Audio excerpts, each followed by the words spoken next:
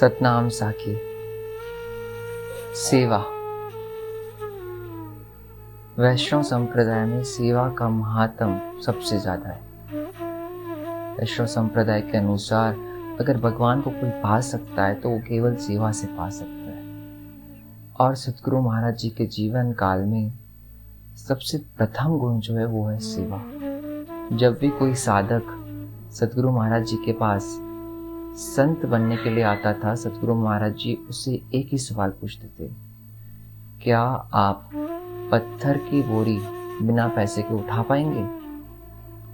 अगर वो साधक हाँ करता कि भाई बिना पैसे के मैं पत्थर की बोरी उठा लूंगा, तो सतगुरु महाराज जी उसे स्वीकृति देते थे।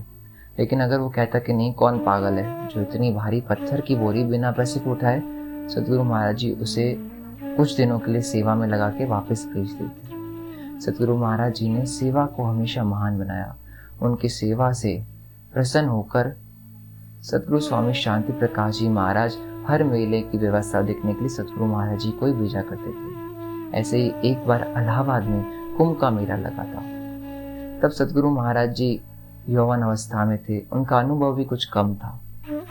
सतगुरु महाराज जी ने सतगुरु स्वामी शांति प्रकाश जी महाराज की आज्ञा पाकर इलाहाबाद मेले पर जाने के लिए तैयारी करवाई।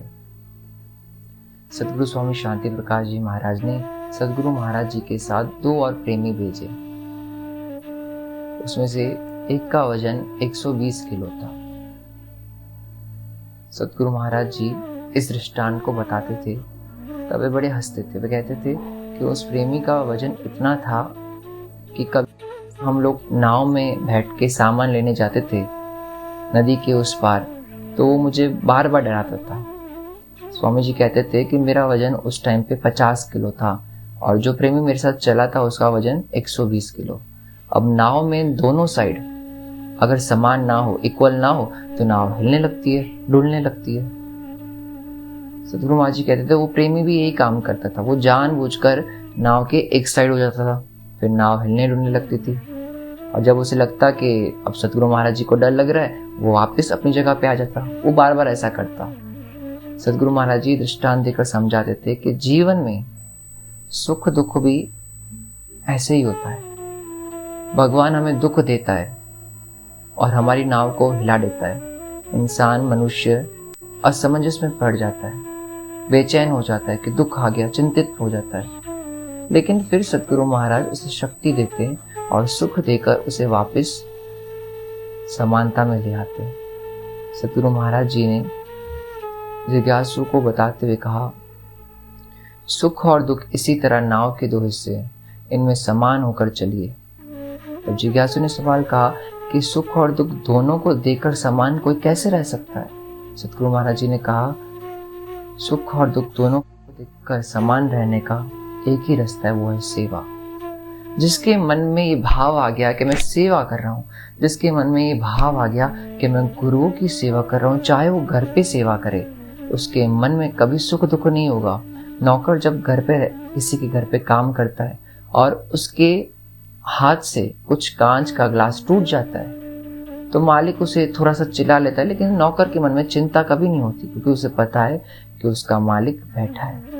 जब जीव को ये पता चलेगा कि मैं जिसकी सेवा कर रहा हूँ वो मालिक मेरे साथ है, तब उसको भी सुख और दुख दोनों को देखकर कभी भी असमंजसता नहीं होगी, वो हमेशा सम में रहेगा।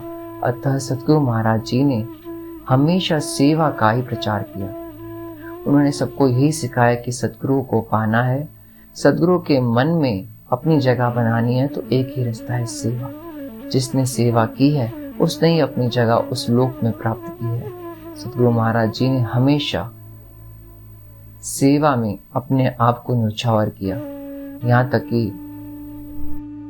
हरिद्वार में एक बार आश्रम के बाहर नाली में कचरा फंस गया था, जिसके कारण पानी बहना बंद हो चुका था, सारा कचरा बाहर निकल रहा था। सतगुरु महाराज जी ने उस वक्त मौके की सेवा देखकर नाली में जाकर खुद कचरा साफ किया। ये एक दृष्टांत है जो हमें समझ जाता है कि सेवा करने से कोई नीचा नहीं होता, सेवा तो सबको ऊपर ही करती है। जिसने भी अपने गुरु की सेवा की है वो आज भी आसमान में चमकते हैं। ऐसे सतगुरु महाराज के हम दिन मना रहे हैं। आज का ये गुण, सेवा का गुण हम धारण करें, और जो हमें सेवा मिलती है, सेवा के लिए हमें जगना नहीं है, लेकिन जो हमें जितनी सेवा मिलती है उसमें हम अपने आप को लगा दें सतनाम सा।